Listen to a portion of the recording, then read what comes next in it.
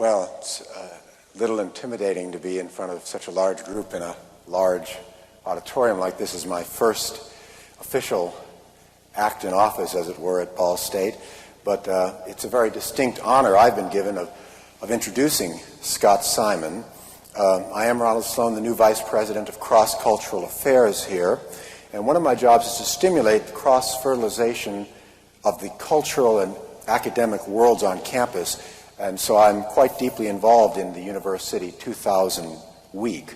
And what is more representative of the finest in U.S. culture than National Public Radio? So we're very pleased that Mr. Simon, NPR's Peabody Award-winning interviewer, commentator, and war correspondent, consented to be part of this event. It's really a great honor for Ball State, it's an honor for me, and it's an honor, I think, for each and every one of you that he's here. Now, from listening to Scott Simon on NPR, you're probably expecting to hear an insider's view on one of the many world crises he has covered, such as the war in Bosnia, or at the very least some juicy NPR gossip, such as what does Mara Liasson really look like, or how does she spell either one of her names. But that's not going to happen, because tonight Scott insisted on using the opportunity to talk about his new book, Home and Away, Memoir of a Fan. The book is an account of his life not as an observer of strife between nations, but of strife between sports teams. There are no war heroes in this book, just sports heroes. You're more likely to find Michael Jordan than the River Jordan flowing through these pages. And there's more carnage visited upon the Chicago Bears than the Bosnian Serbs. I need hardly add that the committee that planned UniverCity 2000 knew nothing of the subject of his then upcoming book when they invited Scott to speak. So from my point of view, I guess we have to now expand our definition of cross-cultural to include athletics. So be it. But before I turn it over to Scott to shamelessly plug his book, which will be on sale in the lobby, I understand. Only kidding, Scott. I'd like to share with you what was for me the most surprising and moving part of the book. And strangely enough, Scott didn't even write this part. You probably never realized that Scott is named Scott as an homage to his illustrious Scottish ancestors. In fact, it was Scott's grandfather, Angus Simon, who actually started NPR after immigrating to America and becoming a wealthy philanthropist. This was news to me. He wrote Scott a series of letters that explain his purpose in founding National Public Radio, and I'd like to read you one of them. Excuse me.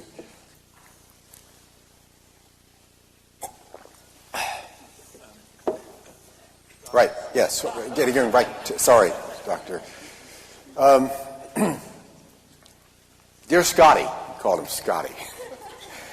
I founded National Public Radio in the firm belief that radio can act as a kind of cultural prophylactic. I imagined fearless commentators wielding their words like the keen blade of a surgeon's scalpel, cutting open and exposing the diseased innards of our society, excising the putrefying, desiccated, nasty parts, and swabbing out the pus that bubbles seemingly without end from the degenerate carcass of the body politic. NPR, I believe, could battle virulent cultural infestation and cauterize the wounds inflicted by social upheaval, unquote. It will possibly come as no surprise that Scott's grandfather trained as a physician before devoting his life to philanthropy. Now, just as cleaning my glasses enables me to see more clearly, excuse me, I don't really need these. It's really a kind of affectation on. Just as cleaning my glasses enables me to see more clearly, so understanding Angus Simon's background helps you to understand what drove him and indeed what drives Scott. So I would like to conclude my introduction by reading what I think is perhaps his most telling letter to his grandson. Dear Scotty, it was in my youth, spent roaming among the lowlifes of Scotland that, excuse me, that's the lowlands of Scotland. Sorry, let me begin again. It was in my youth, spent roaming among the lowlands of Scotland that I first discovered the pleasure of sheep in a meadow. Sleep in a meadow. On that fateful day, I finally understood my life's one great ambition, to have an enormous organ. Isation. I'm sorry about that, Mr. Si. Yes, well,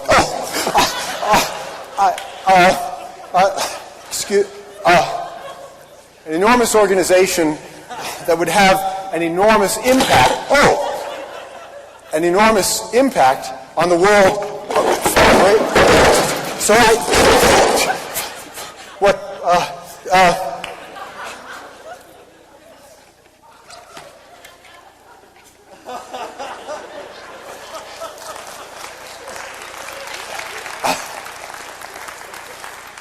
Ladies and gentlemen, although things seem to be falling apart, very sorry.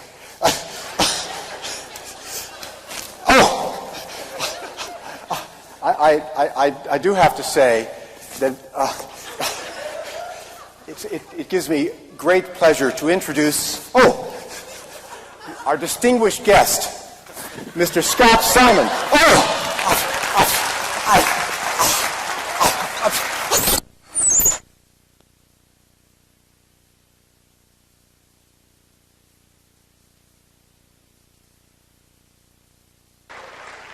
I knew Scott would be a sport. That was Dan Kamin, who has been running around campus all week, appearing in classes.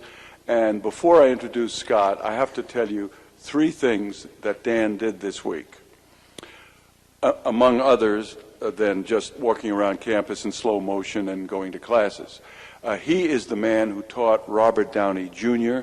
To play Charlie Chaplin in the film Chaplin. He taught Johnny Depp how to play the Buster Keaton role in Benny and June. But I must tell you 3 things. And Scott, I'm not trying to get into your time because we're going to sell a lot of books later. When he was introduced to, well, he wasn't introduced, we found out that Warren Vanderhill,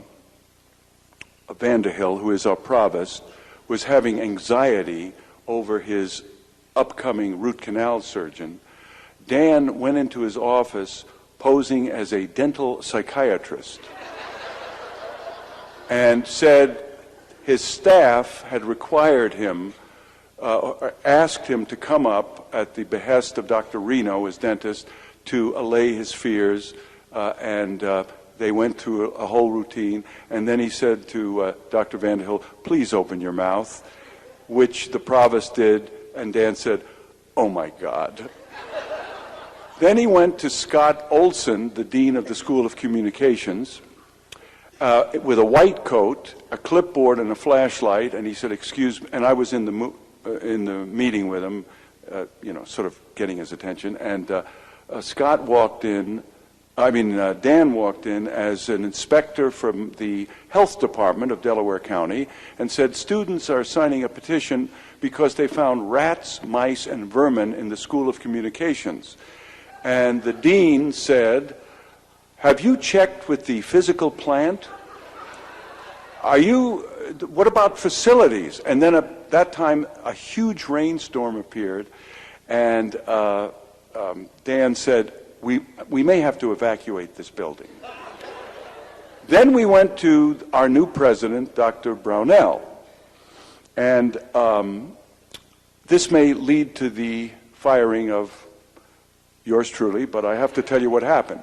He went into the president's office and said, "I'm the president of the University of Delaware," and he was dressed like a university president, and said, "I'm just on my way to the airport. My daughter had a baby here in Muncie, and I wanted to introduce myself because you're the new president, and the Land Grant Association has this new public relations campaign because what we're trying to do is form a committee of the top presidents in our association to pose as monkeys in a cage to show how higher education ranks in the order of things.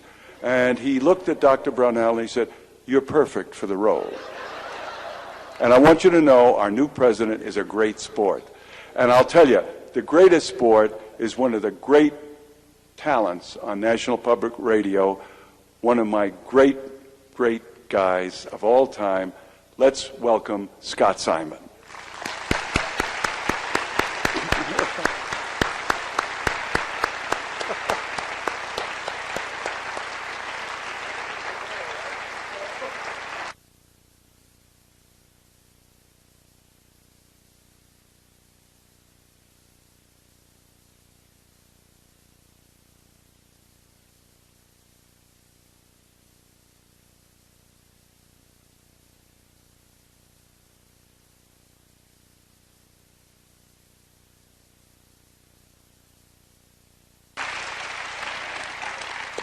I beg your pardon. I'm the son of a comedian and can rarely avoid an opportunity. You know, that was quite the most wonderful introduction I've ever had. I'm a little puzzled because I thought that a comedian would be introducing me, rather than clearly one of America's preeminent educators. There seems to be no light here. Oh, this is. You're signing that as well. That's all right. I'll try and read it anyway. You know, I regret actually suddenly that I'm not going to talk about anything much that's in my book, Home and Away, $23.95, Hyperion. On sale after the speech, or for that matter, if you're really pressed for time, come forward in the middle of the speech, and I'd be happy to sign it. And my text is all prepared. Perhaps you, sir, would like to come up while I sign the book, and we won't miss a jot. I'm very pleased to be here, and really when I was called, I'm honored and just a little bit chagrined to be included in this kind of company. Particularly Elie Wiesel tomorrow night. It's an honor to be included in any bill that includes him, Maya Lin, Robert Pinsky. I'm afraid I do wince a little bit on recalling at the time I interviewed Mr. Wiesel when he won the Nobel Peace Prize. I don't want to tell a lot of broadcasting stories that might spell the mystery a little bit of what we do, but I think you will understand that one of the requirements of broadcasting is that you get in on time and out on time. You have to begin the show when the clock is straight up, and you have to end it or end an individual segment when the clock says you have to. And that's particularly important nowadays because local stations come in, they have news, weather, traffic reports, underwriting credits. All of the essentials of life. And we had interviewed Mr. Wiesel when he was in Stockholm earlier in the week and done an interview with him. This is not a story with a pretty ending, I should say. In any event, there is, I believe still on our tape machines at National Public Radio, there's a little feature that you can adjust that will either speed up or slow down the tape imperceptibly, something like 8 or 10%. So that if you need to reach an exact time, you can actually fiddle with it just a little bit. And in any event, we had pre-taped the interview with Mr. Wiesel because he was in Stockholm, and I guess his time obviously was limited, accepting that prize and all that stuff. Imagine he couldn't be on with us live on a Saturday morning. But in any event, we had, to make a long story short, I guess it was imperceptibly slowed down. Now, when I say imperceptibly, that doesn't mean that there's no difference in the time. The time was off by something about, perhaps as much as 25 or 30 seconds, which you wouldn't notice over the course of an 18-minute interview. There's no difference in sound quality. But to make a long story short, we went through this horrible sequence where we were looking up at the clock and suddenly realizing that Elie Wiesel was not going to be able to finish what he had to say by the time we had to get out at 18 minutes past the hour. Those of you who might listen to our program know I have to say, and the time is 18 minutes past the hour. You cannot say, and the time is 18 and a half minutes past the hour. No one will hear you. Our local stations take over that time. In any event, we didn't know quite what to do, and really all that you can do is, I'm afraid, interrupt whatever's on the air and just say, and the time is 18 minutes past the hour. Now remember, this is Elie Wiesel. one of the great spiritual and moral presences on this planet. And I'm afraid that Mr. Wiesel was saying, so in sum, I will say that the message of the Holocaust is, director pointed at me and I had to say, 18 minutes past the hour. It was one of my worst moments in broadcasting. All I can say is it was during the first year of our program, and thankfully we had a limited audience at that particular part. Limited but articulate, let me put it that way, and devoted correspondents. So I regret the fact that I won't see Mr. Wiesel tomorrow, but I'm leaving town before we can shake hands. In any event, I certainly am not going to talk about much of anything really that's in my book tonight. I'm going to talk about some repertorial experiences that might form along war and peace issues, and I ask your indulgence if I'm a little serious about that tonight. To present my credentials, I want to assure you from the outset, I have none.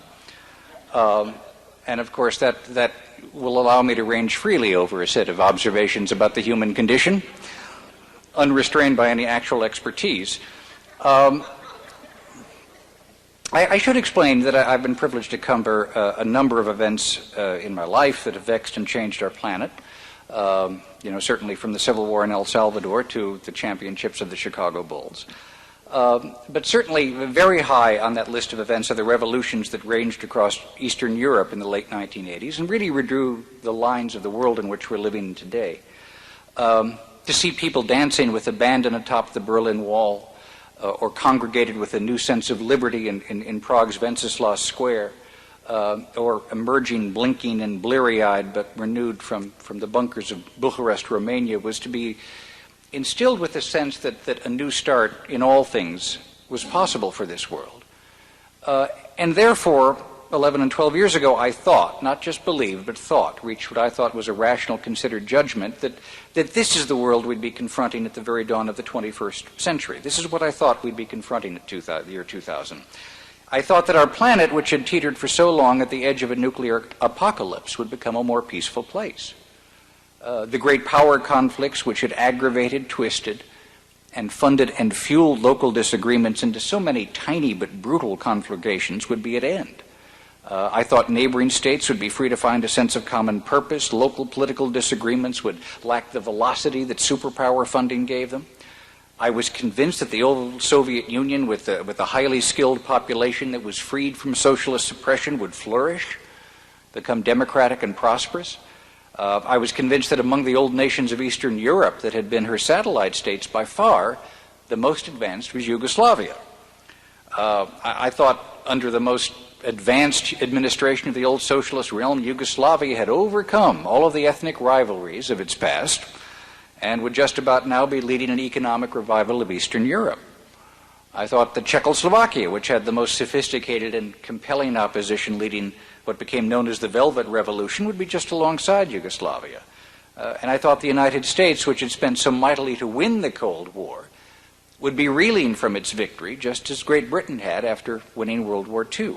I thought Japan and the rising city-states of Asia would make the quickest entry into a prosperous new world economy. I thought that China would discover, as the East Germans had, that it's just not possible to educate your citizens in a new world economy if you don't give them democracy.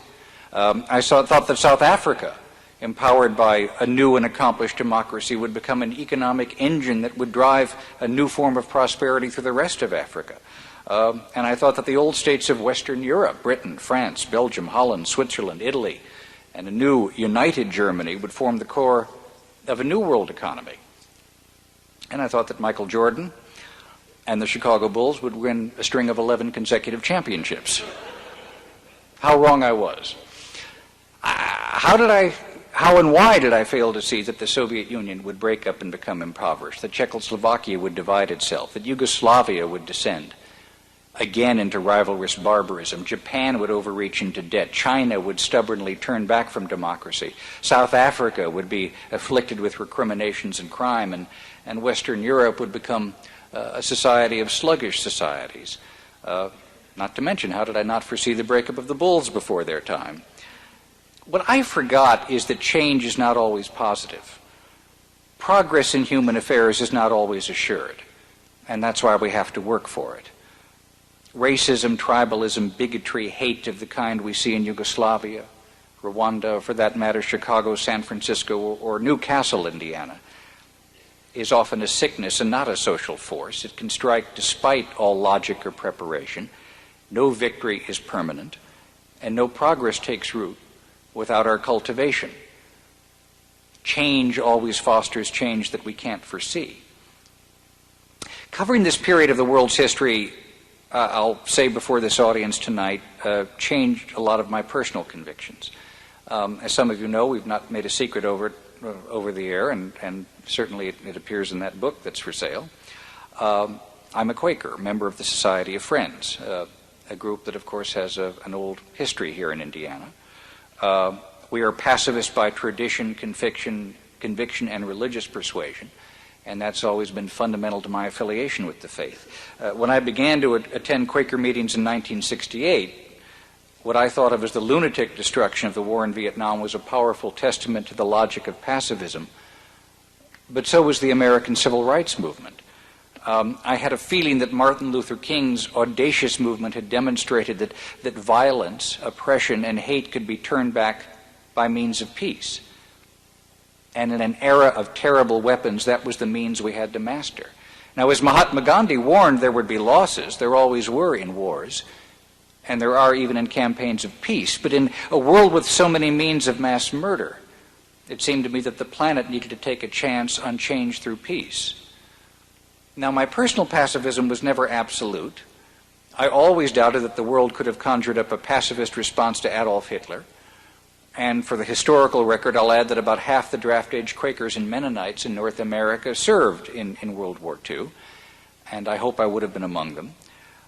Later on in my life, though, when I covered wars, I saw nothing in El Salvador or Nicaragua or Israel's West Bank or certainly Grenada, Ethiopia, or the Gulf War to convince me that aggressive, even risky, organized nonviolence wasn't wiser, craftier, and more effective than war. But then I went to Sarajevo, and later to Kosovo. I saw mass graves, sniper fire directed against old women running in the street, and I met Serb soldiers who said that Muslims were vermin and slime who could be extinguished without a flicker of conscience. It's sometimes been said over the years that we Quakers are better at recognizing injustice than we are evil. And in a sense, I needed to see the face of evil, personally, to discover a new sense of conscience. I loved Sarajevo, too. Its pluck and its humor, bearing and grace reminded me a lot of what I have come to cherish over the years about Chicago.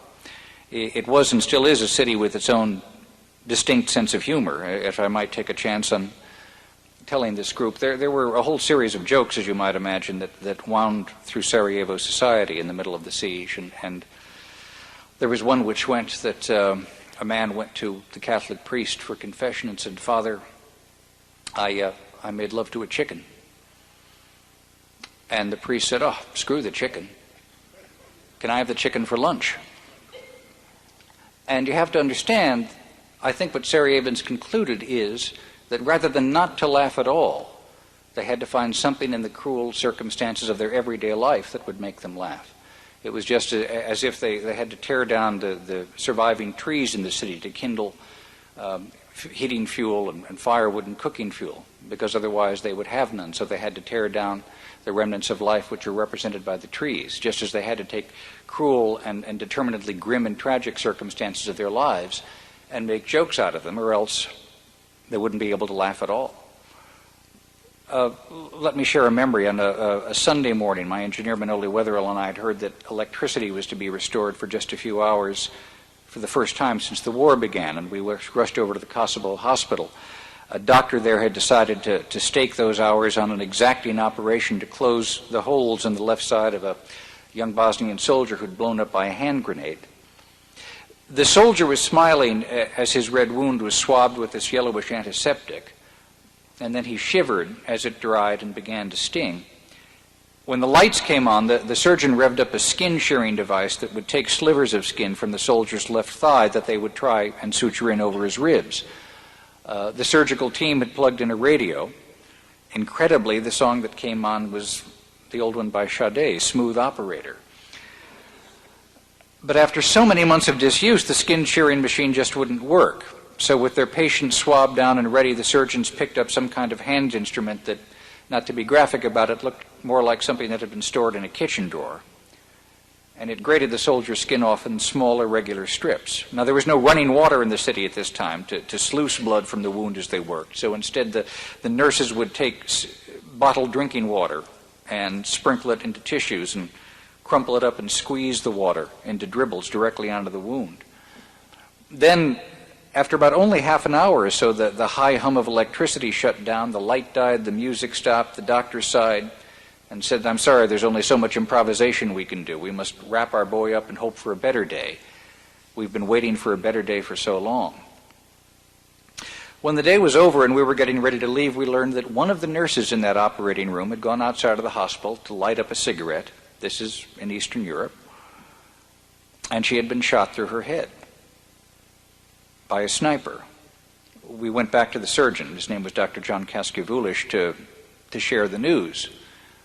And he walked out into the front of the hospital to light up his own cigarette in full view of the Serb snipers in the hills. And it was my first and I think most vivid example that if the conflict continued, all of the best people in the city would be killed by all of the worst ones. That the doctor said, well, for her the war is over, God bless her. For the rest of the city, it continues. I don't think that war had obliterated his tears, but it had cauterized them. They had dried into a hardened conscience. I had never before covered a war in a place I thought I could recognize so well. The siege was a pitiless assault on city folks of mixed ethnic backgrounds, apartment dwellers, cigarette smokers, and coffee sippers, sports fans, political skeptics, jokes tellers, jazz lovers, pet owners, and night people. By the time we arrived, not a single window was without a gash, and not a single building didn't lead down into rubble.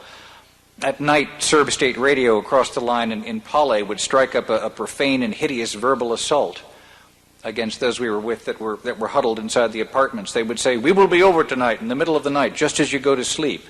Many of their women, by the way, or announcers, by the way, were women. "We will be over tonight in the middle of the night, just as you go to sleep. We are coming over to slit your throats and drink your blood." Now, this isn't a rough translation or recollection. It's a literal translation I wrote down at the time. Forgive me if there are children here, but they would say this explicitly: "You Muslims are Jew fuckers." And that was apparently considered to be the most extravagant possible insult. Sarajevo's skyline looked like a smashed smile and a broken jaw. The snipers used to sit in open windows in apartment buildings just across the Drina River, so close that some Sarajevans said they could even see them squinting through their rifle sights.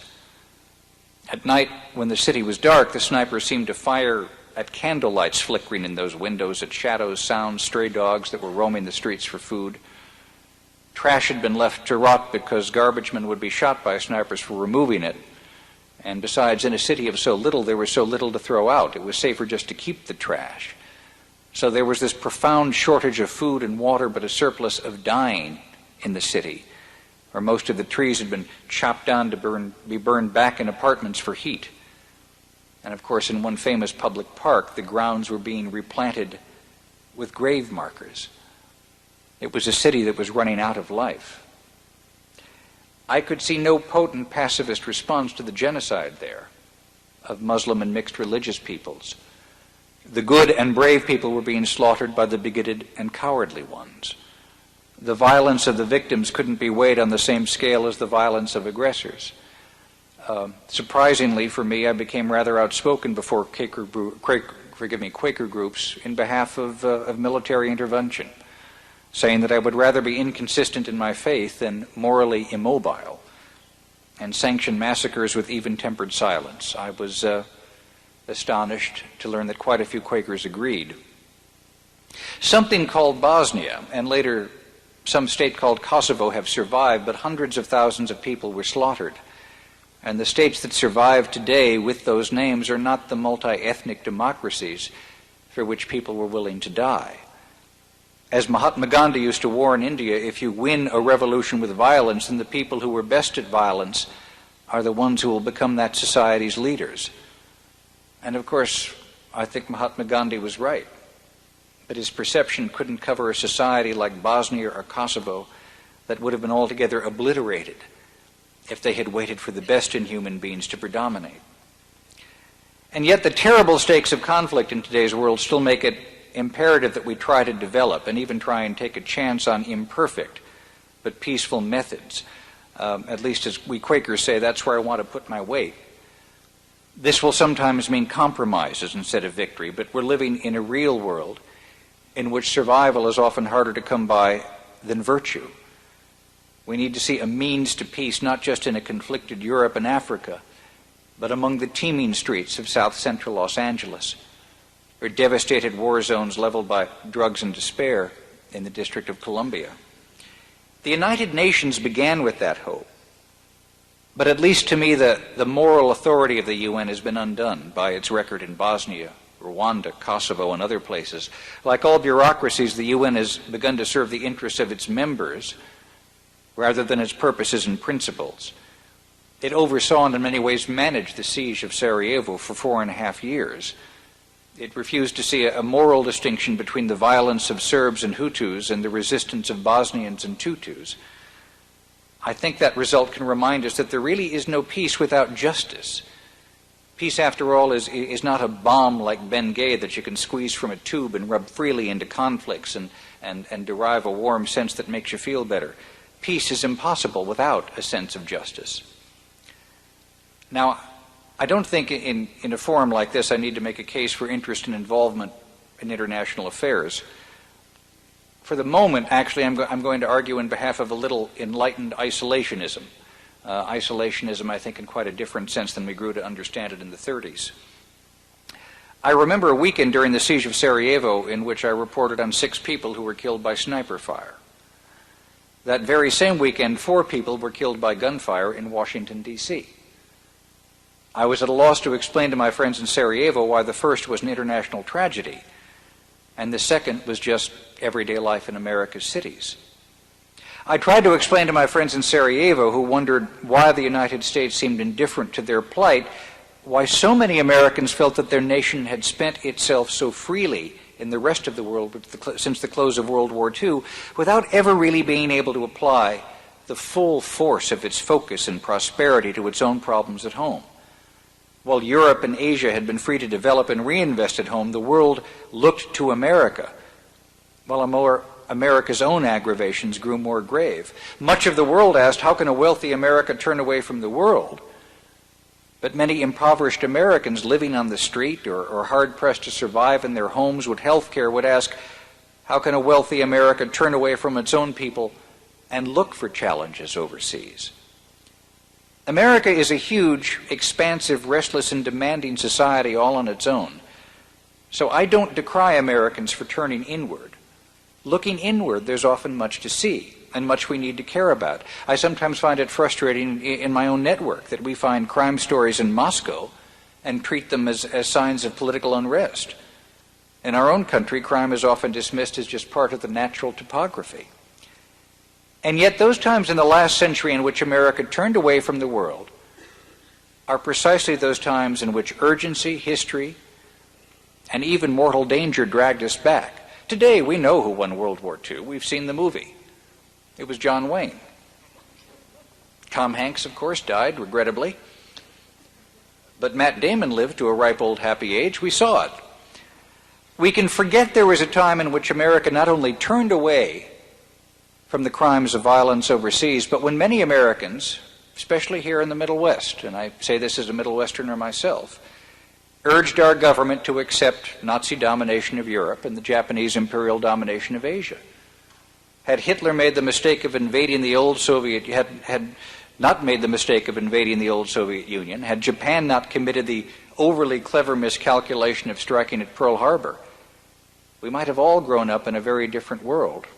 Perhaps Mr. Ball, who's here tonight, can tell us about that. A world which would have been controlled by criminals up to our own very borders. a world in which any notions of justice and equality would be beleaguered, our own will to assert them would be strained, perhaps to breaking. We had to be dragged into facing our responsibilities then.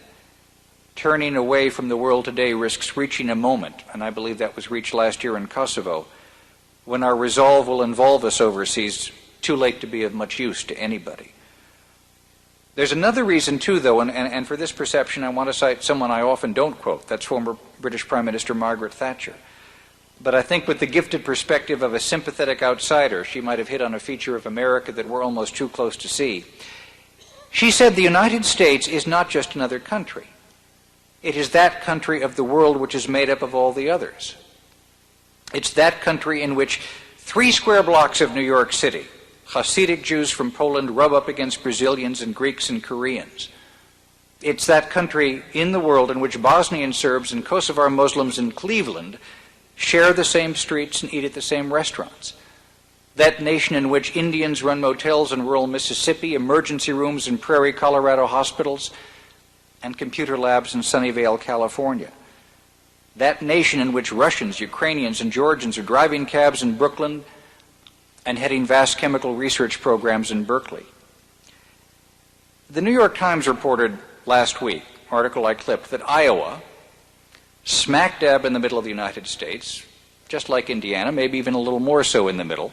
This is a state with no shoreline, no international airport. Iowa plans on receiving more than 100,000 immigrants over the next decade. To be sure, people coming to the United States from El Salvador, the West Bank of Israel, Pakistan, Afghanistan, Chechnya, and Sri Lanka are not arriving to become more involved in international affairs, but less so. They've had enough of involvement. They want to get on with their personal lives and a little less of the world. In a word, they want to be Americans. But our interiorization of ideals is precisely what makes America so valuable in the rest of the world. Our very separation from the old wars of Europe is what makes European peoples seek out our relatively clean historical hands to help mend the problems of their own continent. Our restlessness as a nation of rovers who move on the average every 7 years gives us a national identity that descends into regionalism only for the rivalries of football or basketball games. I think we know about that here in Indiana. And our very American reluctance to pay much mind to the rest of the world is actually part of what makes our attention so precious in the world. When we strive to be clever in ways that don't come naturally to Americans, that's when errors and tragedies occur. When we're honestly naive, I think our best traits of national character can assert themselves. To be an American these days more than ever is to be an indivisible citizen of the world. It's to make our historic identity as a nation apart, a repository of experiments and dreams, mistakes and tragedies, and ceaseless retinkering with this trial run among nations that makes American citizens with a role to play in the world. Final word I want to offer about the future, to people, particularly to younger people here tonight who will be growing up in it. You will hear a great many predictions, perhaps even in this forum, about how technology, sociology, wireless communications, computer knowledge will all make international borders irrelevant, will change the contours of this world. Please remember, about half of the predictions smart people will make, from the ways in which silicon technology will transform our lives to the lifetime supremacy of the New York Yankees in the American League East. About half of those projections are going to turn out to be wrong. That's the nature of human knowledge. There are few permanent truths. What we have seen so far, just over the past decade, is that new technologies have not only put new forms of destruction within our human hands, be they terrible weapons of war, the so-called smart bombs, or for that matter the effulgia of war and nuclear wastes, the most vaunted forms of information technology of our age have also enabled us to invent new forms of denial.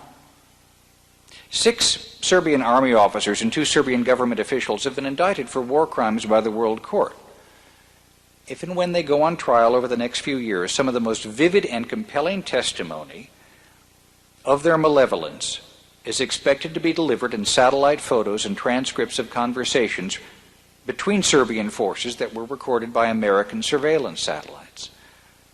This to me has become the definition of incongruity. The United States will use this documentation to put war criminals on trial. But we were unwilling to use this evidence to order American forces to deter that massacre, or even instruct the American people that their presence was requested on the European continent, please, to halt a massacre. We became, to invert Edmund Burke's famous phrase, we became the good men who allowed evil to triumph by doing nothing. We had knowledge, but we lacked will. We possessed copious facts, but a stingy conscience. So we will strive to convict the accused with evidence gained by expressive technologies employed by men and women who chose to stay mute and meek when it might have mattered.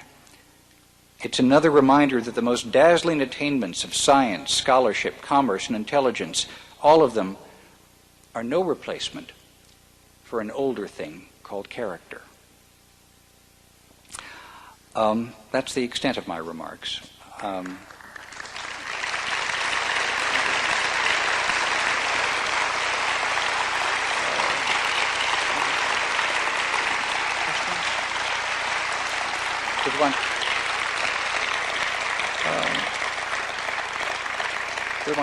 We wanted questions, right? I believe that's all right. If anyone has any questions, and we don't have to talk about something. Yes.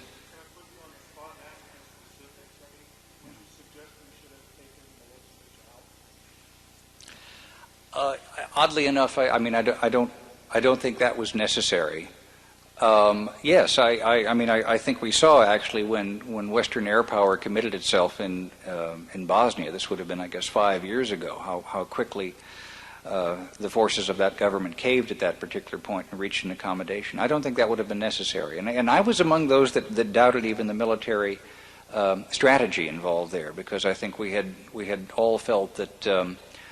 A lot of us who'd grown up in the Vietnam era were always, I think, very leery about some kind of involvement in the twisted hills of Bosnia that we'd heard so much about. I think we underestimated, and I'm just speaking technically now because I'm not an enthusiast for any form of warfare, but I think we had, for that matter, severely underestimated the willingness of Serbian forces to fight for a smelly, rotten dictatorship. And at the same time, I think we had ignored the fact that the Bosnians didn't really want us to do that. Bosnia, remember, when it came into being, had some aspiration to be the Costa Rica of the Balkans. They did not want an army. And in fact, at the time that they were invaded, they didn't have an army. They put one together very quickly, really over the next year, that had 1.5 million men and women in it. And there were Bosnians who were willing, and in fact ultimately undertook that burden of defending their own country. I think air power would have assisted them, but no commitment of ground troops would have been necessary. And I think it certainly wouldn't have been necessary to change the administration in Belgrade. I think on top of everything else, that sort of has been demonstrated by events, that the Serbian army began to resist only when we bombed them at home, as opposed to some of their outlying provinces. And I think at the same time, too, we had perhaps underestimated the willingness of the Bosnians to assist in their own defense. And there was something lunatic about the fact that when we agreed to an international arms embargo in that theater of the world, what that meant essentially is the people who had weapons, who were the Serbs, could keep them and use them.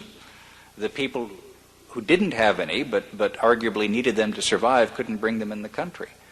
And it was essentially trying to freeze into place a state of profound injustice when you talk about people who were trying to find some measure of their own self-defense.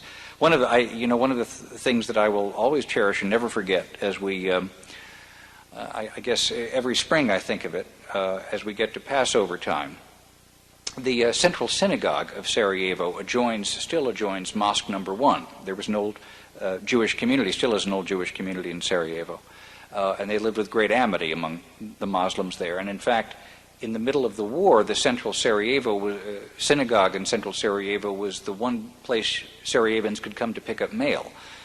You couldn't deliver it at home for a number of reasons. People were huddled in their apartments. Most buildings had been blown up. It also seemed a kind of a feckless thing to try and get people to deliver the mail when expose themselves to sniper fire. So it would come in bales to the central synagogue, and people would go there and try and see their names would be put up if there were any letters there. During high holiday times, I think I agreed not to talk about it then, but I've talked about it in recent years. During high holiday times, there was a plethora of shipments of matzah that arrived. And first when I saw all the, I kept wondering, there were, I think at that point, something like 5,000 Jews reported to be in the city, and I kept saying, well, how much matzah can even 5,000 Jews eat? It turned out, of course, that they were smuggling in circuit boards for weaponry. And the Israelis were doing that. They didn't, and we felt we were taken into their confidence when we were shown that. So the agreement was, don't report this. And I must say I was impressed by the legerdemain of the Israelis, who have understandably some strong feelings about Holocausts. Yes, Steve. Yeah.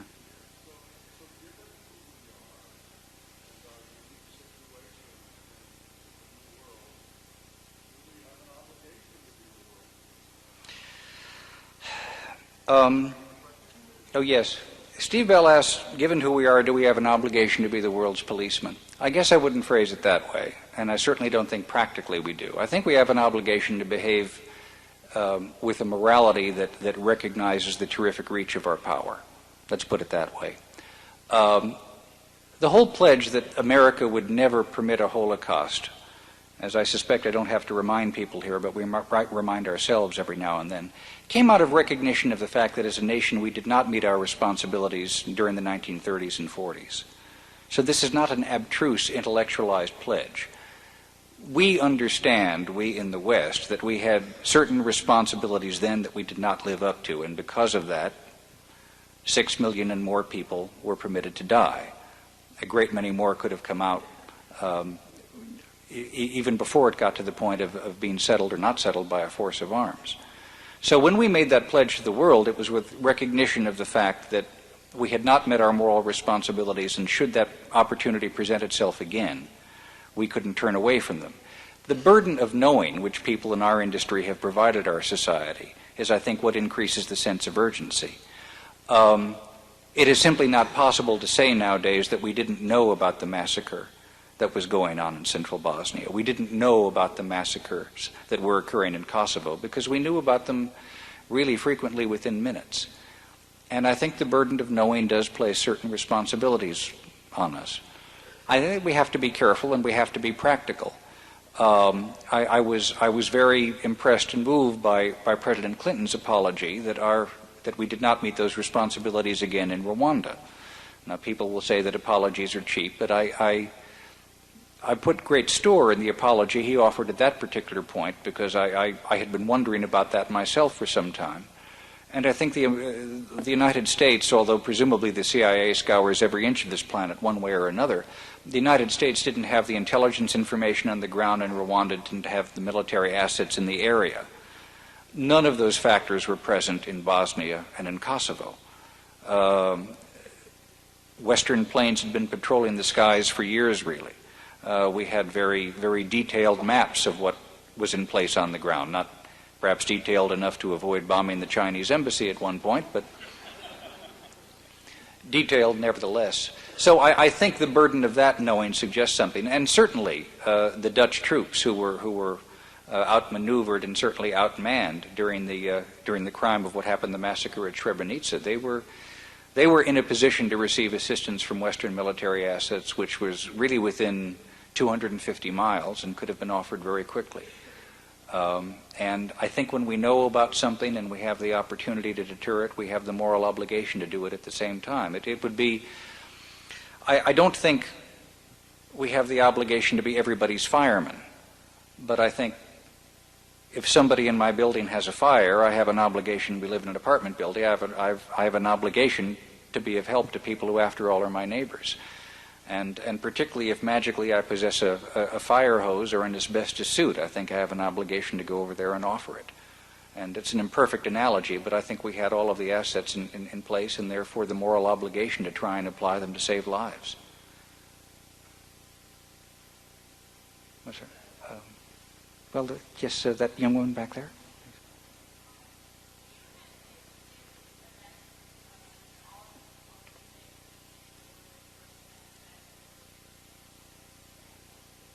Two events to best represent the or to represent the best and the worst I've seen in humanity in any war? Oh my. I think probably I'll never forget interviewing may I ask, ma'am, without putting you on the spot, how old are you? 24. I interviewed a sniper once. 20, is that tomorrow? 20 tomorrow. First, happy birthday. I interviewed a woman sniper exactly your age on the Serb side of Sarajevo a number of years ago. She was 19, and she told me, I was asking, how do you decide who to shoot? And she said, well, you know, there are lots of practical questions because sometimes they're behind this, sometimes they're behind that. We can't shoot down this street with the wind going that way. But she said, I said, for example, if you're looking at people at a water line, how do you decide who to shoot? And she said, well, you know, I have blue eyes, so I shoot the people with brown eyes first.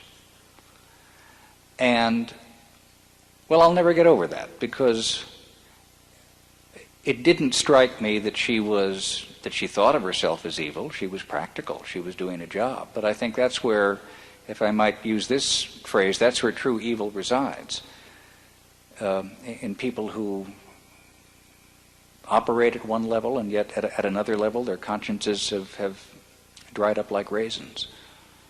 That unnerved me because she was in many other ways a nice young woman. Had I met her under any other circumstances in the world, I might have said, good kid. The best, I guess, I'm thinking of some of the Jesuit fathers and others that I got to know in El Salvador years ago. People who really did ultimately offer their lives to make their nation better. These were very brave people who, I'm thinking of one in particular who lived underground. He was a Jesuit father who had been told to leave the country. And he didn't. He stayed there to continue to work among people, not just as in his parish, but in the country, and would go from one safe house to another every few nights. And I think the audacity to live that way and to offer your life to a better world is obviously always the threat of your life was something that I never forgot and hope I never will. In fact, I met lots of people in El Salvador who were like that. There's one thing I hope I don't forget. We became very fond of a young woman in Sarajevo during several of our reporting stints named Irina Melic. I've talked about her on the air. And she's a teenager, I guess 16 at the time, about to turn 16 when we first met her. And I was talking to her during one of our visits and said to her something like, I can't imagine, Irina, that any of our American teenagers, kind of shopping mall rats, would be able to live with the pluck and endurance and audacity, real bravery that you have during this whole siege. And she said something that indicated to me that she had become not only very brave but very wise. She said, oh, Scott, they would if they had to. And she said, you don't think before the war we thought we would live like this, all the running, the shooting, the living in the basements, the scrapping like dogs for bread. No, we never thought that we would do this. But we had to do it to survive, and I'm sure your American teenagers, if they had to do it, they would do it too. And I think in her refusal to take on a mantle of heroism for an outsider, I think she was very wise. And so I try and never forget that too. I think in sometimes, rather than just despairing over the extraordinary capacity that some human beings have for malevolence, and a word I wouldn't have used a few years ago, but even evil, I am at the same time always reminded of the extraordinary capacity we have for bravery and audacity and compassion and endurance over the long haul. So I've been privileged to see both. Yes, sir.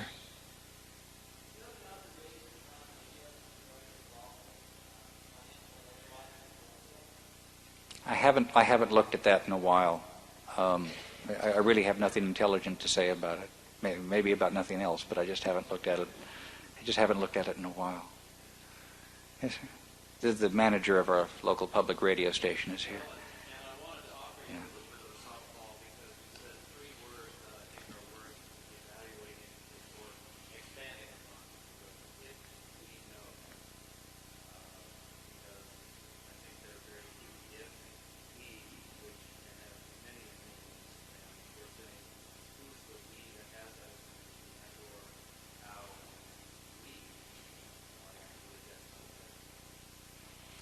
Oh, you mean this is the time for me to tell people to listen to National Public Radio and they'll know what I'm talking about?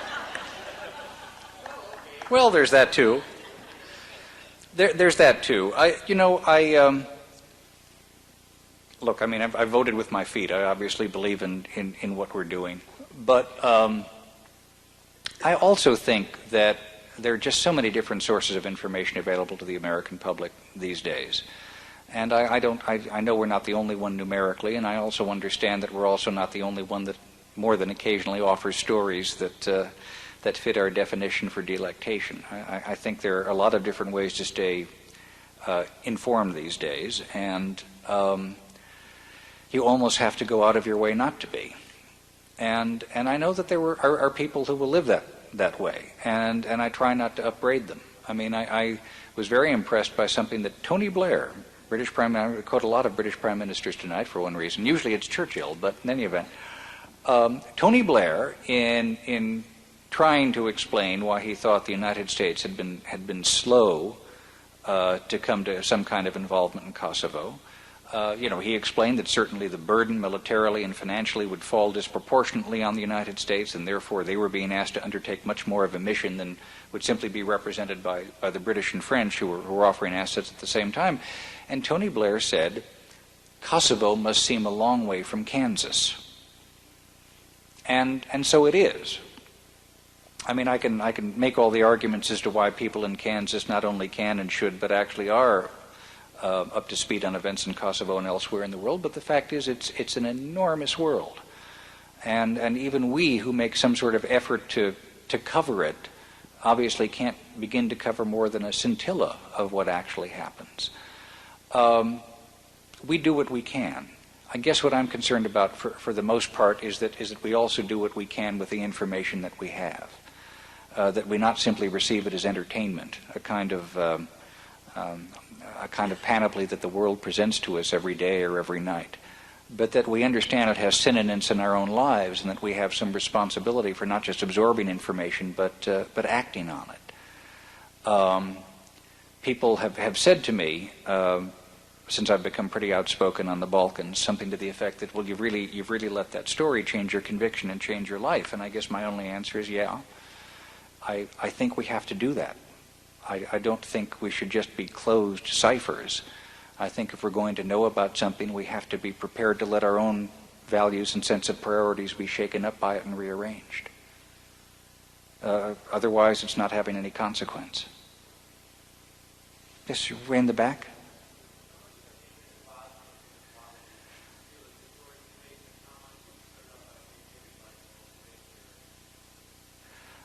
How much, should I repeat that, or? How much of the hatred is historic and how much is stirred up by dictators? I guess Milosevic would be the most eminent one in the region, eminent dictator, the most prominent one in the region. But that there are old hatreds that run back a long time is undoubted. But I think it's been bracing for me to understand the ways in which a lot of those are really short-term and have been only recently aggravated. The fact is, in central Bosnia, of which Sarajevo has been the capital, people have been living there until really the past decade in a great deal of amity and accord for 500 years. In Sarajevo, as a matter of fact, it used to be unusual to come across a single family that was not ethnically mixed. Serbs and Muslims and Croats and Jews had been intermarrying and mingling for many, many years. As a matter of fact, during the siege of Sarajevo, there was a statistical increase in mixed marriages between different ethnic groups, which near as we could tell was occasioned by the fact that people who'd simply been living together decided that they wanted to be married because obviously it was something they wanted to do if they felt that the end of their life might be approaching. And I think it was also a way of declaring themselves as being against that kind of madness. I think in Kosovo at the same time, it was really only the past 11 and a half years of Serbian administration that had stirred up a lot of that feeling of rivalry.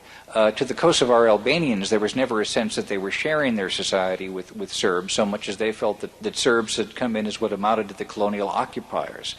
When the Milosevic regime had come into power, remember, it passed a series of draconian laws there in Kosovo in which Albanian kids were thrown out of the schools, Albanians could not hold most jobs, Albanians couldn't vote.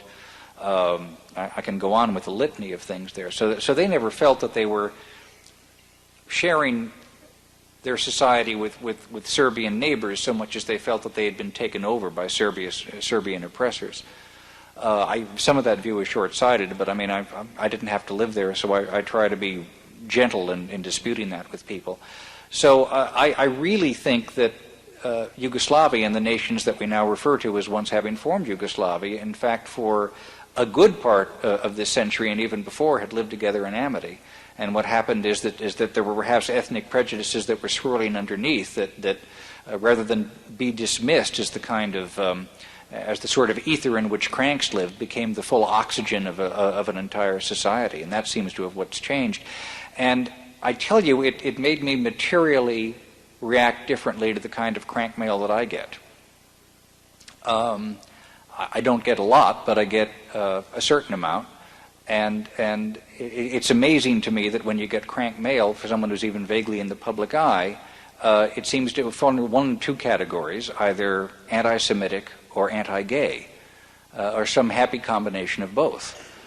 People who assume that if you disagree with them about something, you must be Jewish or you must be gay, or some fortuitous combination of Jew and gay. And we save these, and every now and then somebody official comes in and takes a look at them if it seems to actually be threatening physical harm. But it's instructive to me. I never forget listening to Radio Pale and how open they were in their anti-Semitic prejudice. And even as I go around the country, I remember being in, I'm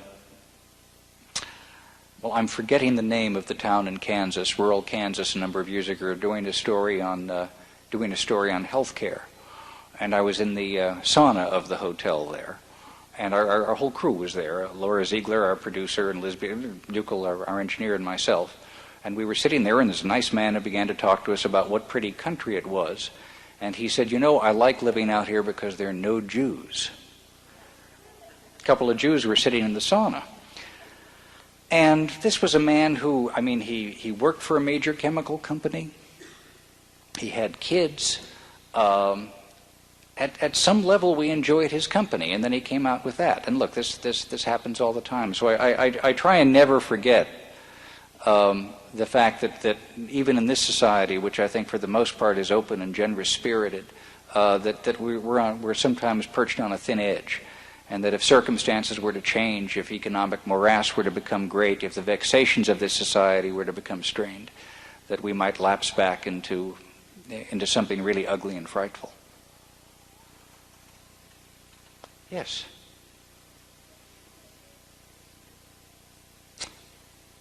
Where do I get my information every day?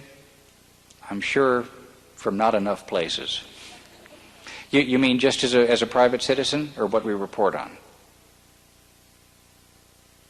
What we report on? We're there for the stories. For the most part, we try and do it. We try and cover situations with actual reporters who are there to see actual events. When you listen to a newscast, the newscaster who's in Washington, D.C., as a rule, will obviously not have ranged around the world to be able to talk about what happened that day in China, in Belgium, in Oregon State, or in Indiana. But we have actual reporters in those places, or actual reporters who will get to those places to tell us what happened. And for the most part, we try and go with our own reporters' eyes and ears. At least that's why we're in business. Yes, is that? Yes, I'm sorry. Okay.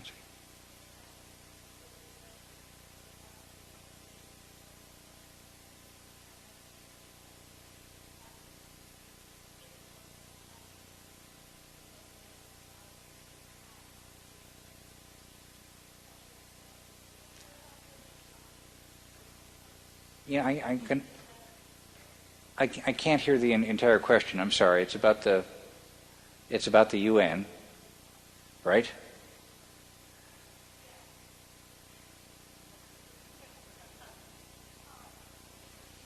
Let me get a little closer. Sorry.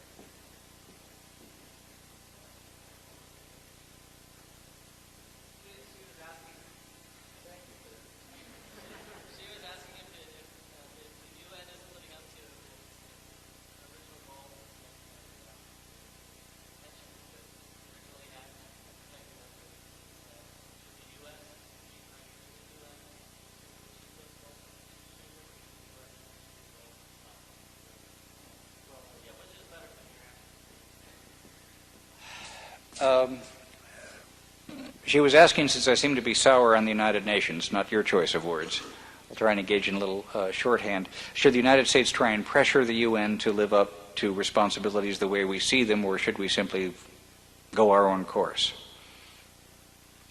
And I think as a generalization, both. I think the United Nations is as strong or as weak as not only its member states, but the mandate that the member states select. Kofi Annan, the Secretary General, was in charge of peacekeeping operations, and we've interviewed him on a couple of times and occasions, and he is under no illusions about the moral role the United Nations has been fulfilling even during his mandate, and will explain, I think, very eloquently the ways in which he often feels that his authority is checked, and for that matter, the United Nations is held and bound by some of its most powerful member states. I think, interestingly enough, that none of that needed to happen when we talk about Bosnia and Kosovo. Ultimately, obviously, NATO nations acted without regard to a UN mandate, although the UN in theory approved it. I think the United Nations might have to benefit from a period of lowered expectations. Some things like UNESCO and UNICEF and the World Health Organizations, it does very well indeed. And we should probably accept the gift it gives the world for that. Other missions it's taken on, like peacekeeping, I think have been less successful. And perhaps we shouldn't, given the constitution and composition of the agency right now, maybe we just shouldn't burden them with that particular responsibility. I guess I feel that the United States should pay its debt to the United Nations.